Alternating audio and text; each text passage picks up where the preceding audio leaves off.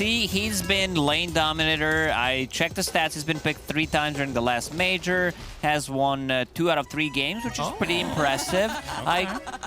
When I was theory crafting how to counter like Vibrant Heal, he was like top 4, top 5. I like Sanking. I like Spirit Vessel carriers, especially Invoker. Timbersaw. Did I mention Leshrac? Maybe I did, maybe I didn't. But, doesn't matter, yeah. Go ahead. Sanking, so that's 4. And I think Bane is decent way to deal with the heal. It's just like you also want to have your other spells, not necessarily maxed out, like Brain Sap is fine. It's pure damage. You also want to put multiple points in a Nightmare, lower the cooldown on it. But not enough team fight, something that Panel talked about in this game.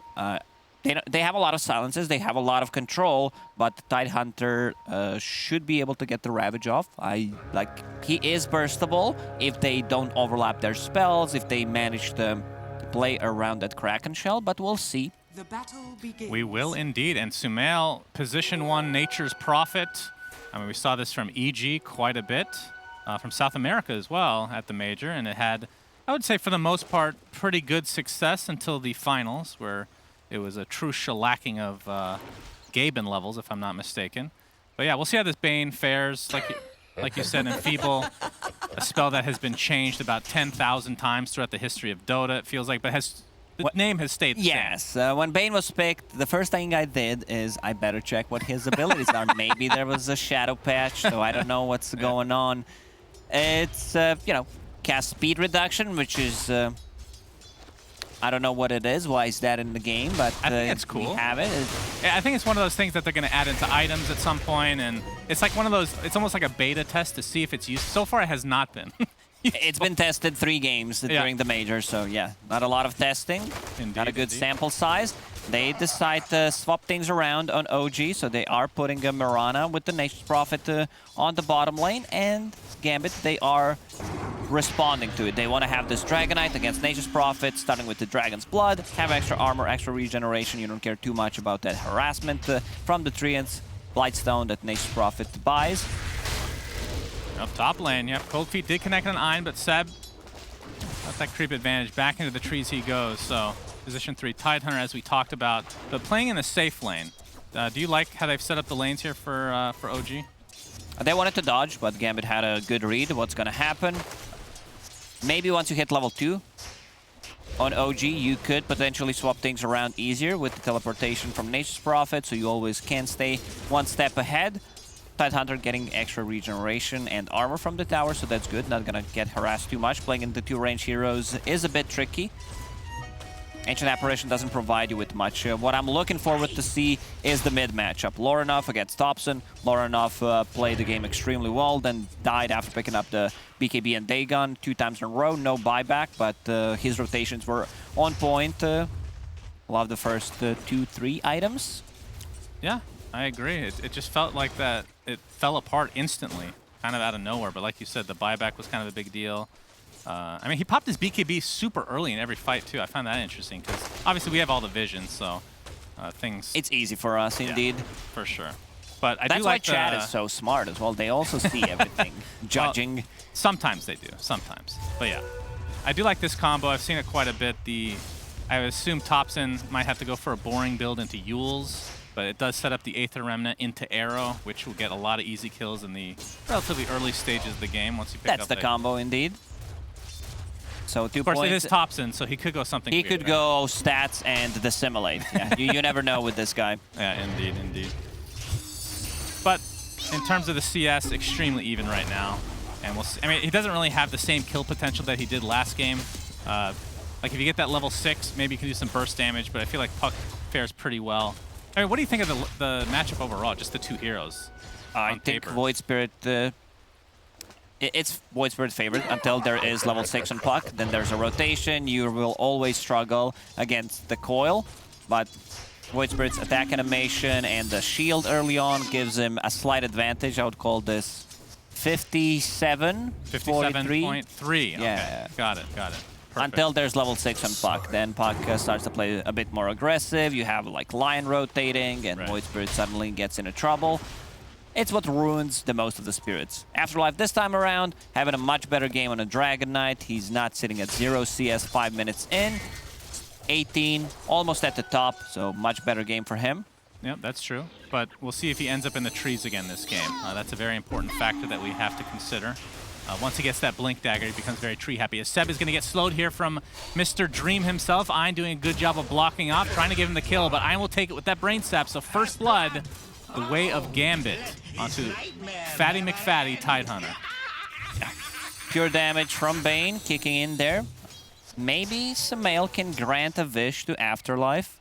Okay. Sprout into Treants. He's still going to be inside the trees. Yeah, that's a good point. Dream getting pressured here by No Tail, but will be fine. So do you think OG needs to change their lanes, or is it just the rotation from Soxa going to be enough?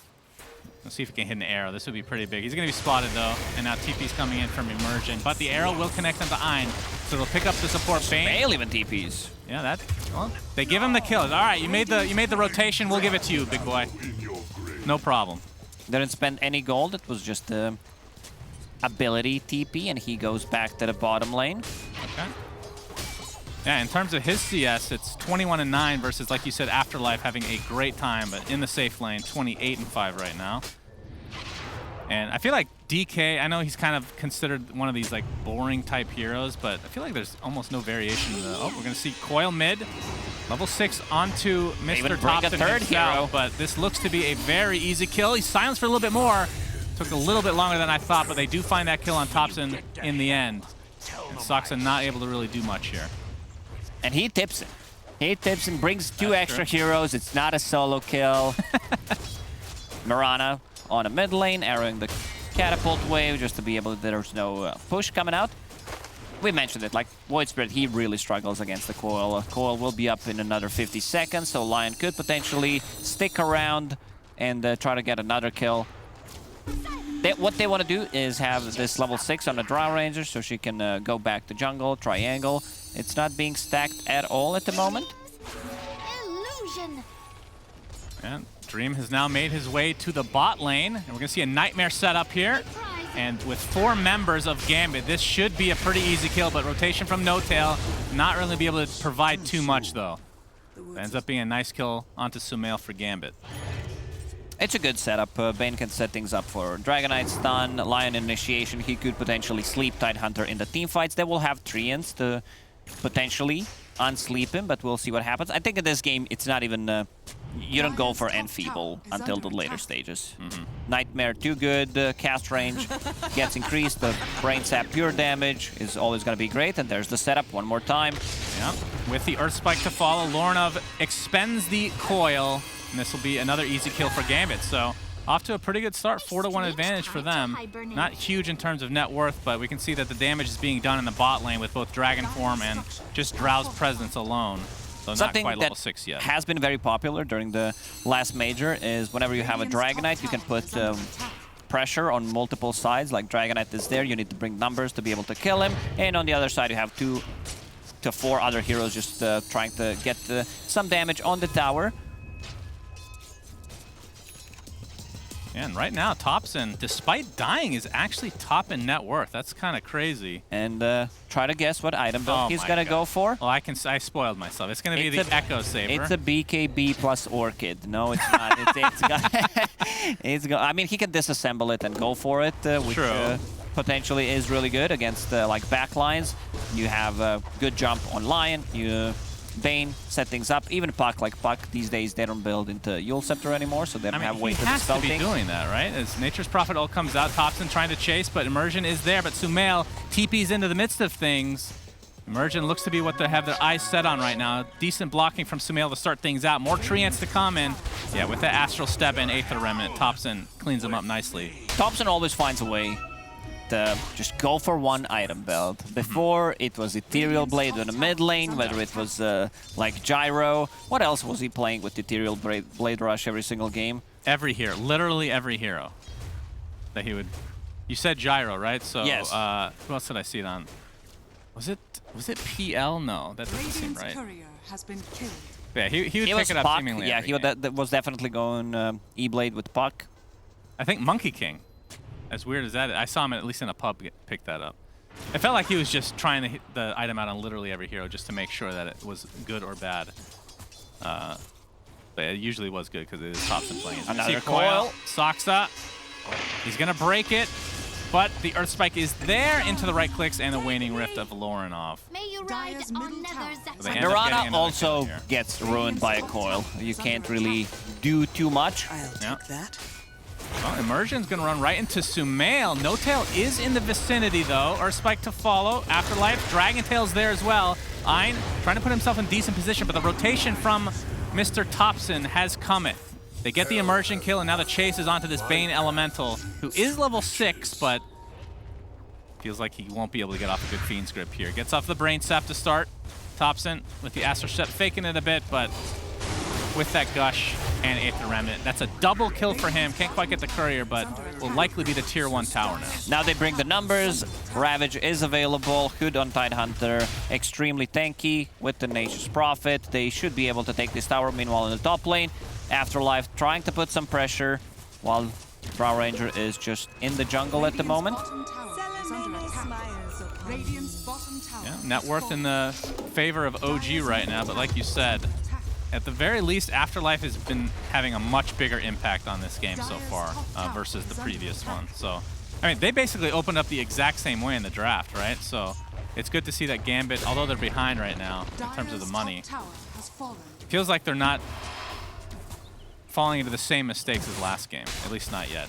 But the trees are still there, of course. Yeah, you can always fall back to the trees. Sumail getting pressured, and that's going to be enough for a kill from Gambit again. So Sumail, A bit too deep. Here. He has Witchblade completed. They can go and collapse on a mid tower. Ravage once again, still available. They didn't pop it. They have a Catapult Wave. Ancient Apparition Blast is available. But I believe Gambit will try to defend it. They have Puck Coil. Fiend's Grip is available. And there's the sleep on Tidehunter. Wake him up with the trees, possibly. There's no one around him. I don't know if they even want to initiate on him, though. They're going to get a Breathe Fire off as Seb trying to protect this Catapult at all costs, even pop the Fortification to make sure that even more damage will be applied here. But the counter Fortification for Gambit is there. Moonlight Shadow, see if they can set something up here. Yep, they're going to find Immersion right off the bat with that Dissimulate. He gets off the Hex, though, but there's the Gush. And likely one more right click. The Anchor Smash is enough from OG. So 5v4, and they get the Tier 1, despite these TPs coming in for Gambit.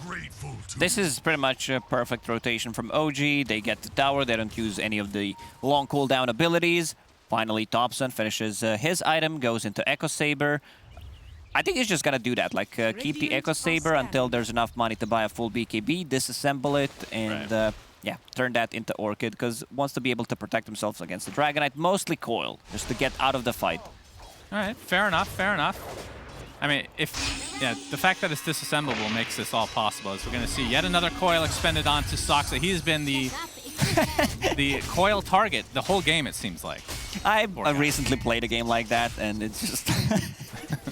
I can feel the pain, you know? You're like, why are you doing this to me? You know, there are better targets to go at. I mean, even with the nerfs to Coil cooldown, it's still really low cooldown. It is. They added only extra 10 It's funny seconds. because in the Major, like, people stopped picking this hero after it was picked like literally every game, and then they suddenly discovered it as a 4th, 5th pick, and it still looks just as strong as the previous Major, despite all these nerfs. It's just overall a strong hero. Has great scaling talents. He went for a 25 damage. Maybe if Witchblade wasn't as strong, I don't think it would be picked up that much. Now, Seb working towards his Blink Dagger, about 300-400 away from finishing that. So that'll give some nice initiation possibilities for OG. And, I mean, they're not really... It is a Nature's Prophet lineup, so how well do they scale? Nature's Prophet is a mean late-game carry hero. Like, once you get that Maelstrom BKB timing, AC Satanic, you can stand your ground against some of the heroes that usually you don't expect. It's definitely a good AC game against this heavy right-click damage from Dragonite. The Drow Ranger, you want to give some extra armor to your teammates as well on top of it. So Seb going into Blink Dagger next, needs 1 CS to finish it off. Yeah, and Afterlife picks his up basically at the same time, so each respective side will have their initiation ready to go. Yeah, difference is Tidehunter has a full hood. Yeah, that's true. He is definitely more farmed right now, so quite tanky indeed. And that's actually a little surprising considering Afterlife has... I mean, he went for a lot of these smaller items, I guess, the treads into Soul Ring, but I feel like he's been farming relatively well so far. Because he's not hiding in the trees this game as much as he did in the previous game. To be fair, he didn't start doing that until about 3 minutes from now, right? That's when it became Treant Protector for the most part. As we see Moonlight Shadow now for OG. They see him. They caught a glimpse of him and Immersion. Yeah, and they're going to back out as a result. I'm not sure if this blink was spotted on Afterlife, but either way, we'll have it now. Going for the BKB next. Dream, on the other hand, has the Dragon Lance going for the Yasha. And of course, you talked about Sumail and his build, the Witchblade and Maelstrom will be next. Yeah, they have a decent front line with the Tidehunter, some Treants. Void Spirit will cause confusion. This item build gives him a lot of tankiness. Magic Wand, Raindrop, Echo Saber, 15 strength that you get from the item. Line, still no finger charges, didn't use it a single time. Same goes for Bane, keeping the ulti for a very long time. He was level 6 pre-10 minutes, didn't manage to find an opening. Yeah, I mean, slowly but surely the net worth is going in OG's advantage, so it feels like if Gambit doesn't start using this Blink Dagger to initiate with the help of Lornoff, who has the Witchblade himself, of course, and is again going BKB, second item. See how that works out for him. I mean, this... I'm just thinking they have no silences, they have one stun.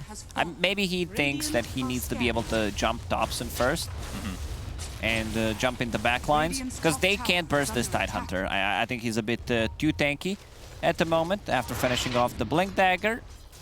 Shiva's Guard, Aghanim Scepter queued up, Suns fan. Wow, that's he's your ready build, for the late game. Hell yeah. Hell yeah, man. I think Ags is severely underrated on this hero, actually. The AoE Gush, very strong with the talents. What is it? Yeah, that 120 Gush damage at 15, and then the extra minus armor at 20. I mean, they have... That's a lot of right-click, potentially. I mean, this isn't really a right-click build from Thompson, but... From others, yeah, like... Nature's Prophet is gonna hurt. Yeah, absolutely. No Tail. If we check his item build, he is going Hex. Never mind. Go back to No Tail, please. I'm really No Tail. Oh, Astral Step into the Aether Remnant. They're gonna be able to clean up Immersion pretty much instantly. Help of the Dominator. Queued up on a position 5 Ancient Apparition. Yeah. I've been trying to find some sense in it. I think it's mostly gonna be if there's no Nature's Prophet around him, he needs to be able to unsleep the targets. Like, you need something, possibly, to unsleep the Tidehunter in a fight. So he's going to be putting his pets to sleep constantly. Yes. I see. Very cruel man. Say good night to your doggy. All right. Moonlight Shadow now. OG looks like they want to reinitiate into this triangle area, but there are sentries placed in the vicinity. Immersion gets off the Hex. Coming with the silence into the coil onto Thompson. This looks to be an easy cleanup for a Gambit. They only lose the Bane, so definitely good trade for them. Overextending there. There was no team to back him up. Sox is not fooling around this game. Same item build, pretty much. Once that E on this got tired of getting coiled every single fight. How would you nerf this item? The recipe cost needs to be increased. By? For sure. How much? Does By it need like at least 500. Does It's it need too the strong. pipe treatment? Yep. Maybe the other thing would be give it limited charges. Let's say 3 to 5. You might need to crunch the numbers. And then it's just like you get HP, you get the mana from it. Because being able to use Aeon Disc 7 to 10 times during the game just doesn't feel normal to me. Yeah, I agree. It feels like something that people are just picking up every game now. It feels like an item that shouldn't be an every game item. Because there aren't too many Dispel mechanics. I've seen people trying to pick up Brewmaster, and then you have AoE Dispel, which is nice. One more time. Is dead. I mean, with the global presence of Sumail, it's going to be really hard to get away for any of these supports, really. As he's locking in on his BKB now. And that's probably go time, I would assume, when both he and Thompson have That's theirs. a big timing. Yeah, that's Roche timing for them. Potentially, they could even go inside a pit. Thompson disassembled his Echo Saber, has BKB flying to him, so he can afford to play a bit more aggressively, can get out of that coil. Still no Ravage. We have not seen a single Ravage for 19 minutes. He is going to get destroyed here. with that Ice Blast finishing him off from No Tail. Way too much damage, and this is why AA is such a value pick. Now it's Roche time, because they got a big kill, 25 seconds without the Dragon Knight. He has a buyback, but I don't think they contest. BKB timing, as we mentioned, one on Dobson already done. This Roche goes down relatively quickly. Some minus armor coming out from Tidehunter. Blightstone not in the inventory. Not a lot of value. Well, it's all about that small items. Maybe throw out the magic one, put the Blightstone in. Yeah, I would agree. I would agree. But he, you know, Sumail's a little rusty. It's okay. It's okay, Lacoste. Don't need to backseat too much here, you know. Yeah, it's easy for us. You know, we see everything. We see that they're not coming close. All right, they Not do get fighting. the Roche in the end. And this is a 7K net worth lead for OG, so they are starting to run away with this game right now. And again, Sumail not quite done with his BKB, but it's relatively close. Iron in the meantime, yeah, he's going to be spotted out again. And, well, he did dodge the arrow, but Nicely done, that's but about all he dies did. in the end. Still no Fiend's Grip. Had it ready. So right now, I believe if my math is correct, 2 minutes cooldown, has 6 Fiend's Grip available 20 minutes in. He's been stacking those. that is... okay, you joke. We haven't seen one Finger of Death or Fiend's Grip the whole Or game, right? Ravage. That, okay, but OG are winning, right? They don't need to That have is it. correct. I feel like Gambit needed to play a bit more aggressive with their support duo. Smoke up, try to make stuff happen around the map. Just one sleep into either Hex, Impale, even Puck Silence could guarantee a kill. I feel like when Afterlife got that blink, that was kind of the timing to be a little bit more aggressive, but chose not to. Just kind of methodically pushing down these towers. But like we can see, I mean, again, we have the vision. 8K net worth lead for OG, pretty freaking large at 20 minutes. And a little bit of damage done to the tier 2, but with those TPs coming in from OG, they're just going to have to back now. Now top lane, Ein again getting caught and brought down, but Afterlife showing that blink dagger into the Dragon Tail. There's the Ravage, first one of the game, but Sumail still dies. Buyback now into the Bane. Thompson popping that BKB, Step getting slowed perpetually, and he gets stuck inside that coil. The Kraken Shell does activate, but this is going to be too much damage to survive. So a 2 for 2 with the buyback coming on the Bane, but again, They two still might go supports in. for 2 cores. Arrow, We'll see. will connect. Arrow. Yep, this will be a dieback onto the Bane Elemental. AA ult destroys him, and now the chase is on potentially, but the Waning Rift from Lorinov has very little mana to work with. Still has his BKB available. Soxa looks to be fine, and No Tail extremely healthy as well. And Lorinov continued to chase, wants to get that Witchblade activation. Waning Rift into the pit. It's actually going to be surrounded here. Has to be a little bit careful. Dodges the arrow. BKB finally popped. He will be able to clean up No Tail at the very least. Thompson. Yeah, there's not a whole lot he can do with that little of mana. So, I mean, I feel like a good fight from Gambit overall. They get all the cores, basically. Yeah, they do. They didn't get rid of the Aegis, which will expire in 2.5 minutes. So OG will try to find some kills. BKB popped. Yep, Dream and company. Sumail TP's in, and despite that BKB, that was the first charge as well. Just too much right-click damage. Once they get on top of her, no damage coming out from the Drow. First Ravage. Decent Ravage, you know, just overall. It's the whole team was not around. I love the aggression. Gush he into catches arrow. it. The random-ass sentry in the river is going to be the death of Afterlife. Wish granted. They send him to Afterlife. I've been thinking, you know, Nightmare on Dream is a possibility this game. Yeah, I mean, that does work pretty well. I like that. And you can put in the Afterlife is there as well, right? Sure. I feel like they're all kind of connected depending on your theories in life and death. Maybe we need a little purgatory action as well, as Seb is going to pop that Shivas for fun just to make sure that it works. Very important to make sure that there's no bugs in the game, with your inventory especially. But Sumail working towards a Satanic now, and he is starting to get quite large. Top net worth in the game by far. That Satanic gives him pretty much the second life. Thompson. Yeah, he's Getting going to get initiated Hex on. initiated on, but there's the Soxa. Yules into arrow, setting it up himself with the Aether Remnant to take off the Nightmare. And that is going to be a dead Lion. Thompson pops the BKB, chasing Dream right now, but he's in the cover of the tier 2 tower. Ravage in 5. Yep, Seb pops that Shivas again. This time not on creep. Says, wow, they just blow up Afterlife. Wrong place, wrong time. But Coil onto 3 heroes. Lorinov pops his BKB, but they can't really follow this up with anything. Now that their DK is dead. So OG definitely coming out on top of there. OG has a vision, so they see them coming from the base. Also not sure what the plan was there. They initiate on Thompson, who still has ages. I guess that's the thing with Thompson. You never know if he's just doing Thompson things and he's alone, or if he has a full team backing him up. He has been caught out a couple times, in game 1 especially. And as we can see here, the AA Blast came in and... I mean, Immersion just got completely destroyed. The fact that you get the better of the trades in terms of the item usage as well. You got the BKB's charge taken out. Seb, you can see, jumps in.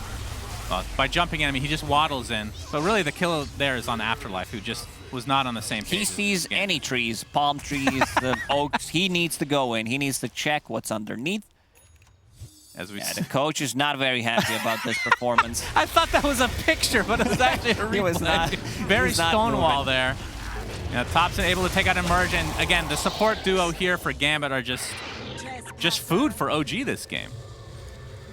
And no tail. I talked about the this Helm of the Dominator. Did you get he gets Ogre Vampire Mage, so some extra armor to protect against the Drow Ranger, which is real nice. Did you say Ogre Vampire Mage? Yeah, that's what the Jack KBBQ called. Oh, I see. I mean, his face is quite hideous. That's true. Great animations as well. It's a lot of armor. It's a bonus 5 armor. I remember when it was 8, maybe even more. Yeah. So OP. Uh-oh, Afterlife in the trees again, but they're blown up. He doesn't have cover. Okay, now he's surrounded by trees, and it'll be the death of him yet again. His nightmare has come real. It's just too funny. He always dies near the trees. Looks like they're trying to jump Lorinov here, potentially. Does have that BKB. You can see the Orchid being used. He has to pop the BKB and run now. So again, that's a very low cooldown on the Orchid. Doesn't care about the BKB usage anymore. 6-second cooldown, 6-second duration. And with Tidehunter, Dragon Scale, plus some extra damage from the Treants, they go for the high ground. Yeah, and this is when things get really scary. Oh, the jump in from Seb, but he gets slept right away. Arrow's gonna connect, and again, another easy kill on a support. OG look very primed and ready to take this series 2-0, and yet another support. I feel like a broken record this game, but I mean, it is what it is. SNY picked up on Drow. We'll see how much difference it actually makes. They have to give this up. There is a siege there as well. AA Blast coming in, so we have to see if Seb wants to actually jump in, but no, they're not going to connect with anything here. So full racks for OG, 16K network lead at 26.5 minutes. How do you think they look? Is this more Gambit kind of underperforming, or? I mean, they did play with Sumail like we talked about not too long ago. I thought that the Gambit is going to do better. Like, Lorinov was once again having a really good game. It's just support duo that did not use a single ulti throughout the whole game, pretty much. 27 minutes in. Eon Disc now on Mirana. I love that. This is one of my favorite moves since Dota existed. Fake back, you kill the tower, you go back in, you set up a Observer Ward and a Sentry in their base. Not the kill that they wanted to get, but yeah, they're having fun. I would like a Finger of Death and a Grip used, even if it's on a creep. I need to see that it works. Yeah, maybe even on a Treant. I wouldn't mind seeing it on a Treant. Absolutely. I mean, that would be great for Afterlife because he does love trees as well. So, all right, more Treants are made. And Sumail and company doesn't have Shard on him right now. Doesn't really need the extra push potential because they are just in firm control of this game. Push now, they say. Push them out of our base. More like it. Lorinov, a little bit of space there. But yeah. This will be a miraculous comeback. I mean, what do they need to do from Gambit? What's the best case scenario other than disconnections and all that good stuff? I always try to find positive stuff. Suns fan. I'm a very positive Give me a minute. You got to give me a minute here to try to think. All right. Let me start this out with. You punish mistakes from OG. Yes, that's how you do it. OG overextends. They don't have any relocating abilities, displacement abilities, no Tiny, no Mars, no Skewer, nothing. So can't really do too much unless OG clicks the mouse to attack the tier 4 towers. There we go. They can do it. Afterlife with the initiation. The BKB popped afterwards as well. Seb looks perfectly fine though. Sumail jumps in with his BKB and they're just destroying the supports again. Lion is the first to fall. Seb actually getting low here, but I feel like they've expended everything on this Tidehunter. But there's the Gush with that AoE Ags coming to fruition. And in the backline again, Sumail and, well, he's in trouble. They do find a kill here. Very big kill, but will it be enough is the question. Dream trying to maneuver himself back into his fountain. Gonna get right click. The Shiva should connect with that Gush as well. Oh, he even catches the arrow. They try to go on a Tidehunter. They try to burst them, maybe force a Ravage while they have their BKBs. Yeah. Not enough damage. It's just they don't have it. And That was not the best case they might have one more fight. 55 seconds without the Draw Ranger, unfortunately. Does not have a buyback. Okay. See, that's the first positive thing you said, that they might have one more fight in them. That's what I've been looking for. That's 4v5 now that the DK is respawning. 40 seconds. Blast connects. Yeah, Sumail actually did not go AC. Went for the Mjolnir, so... More damage. Yeah, absolutely.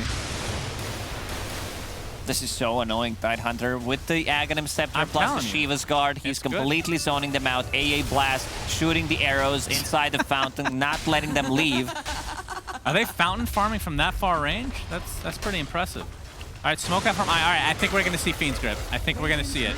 All right, the jump in from Afterlife. Fiend's Grip. Oh, wait. No, he didn't get it off. He gets Ravage on the side, and the AA Blast will just destroy poor old Lorinov. Fiend's Grip still online, still available to use. Will he use it? They call GG.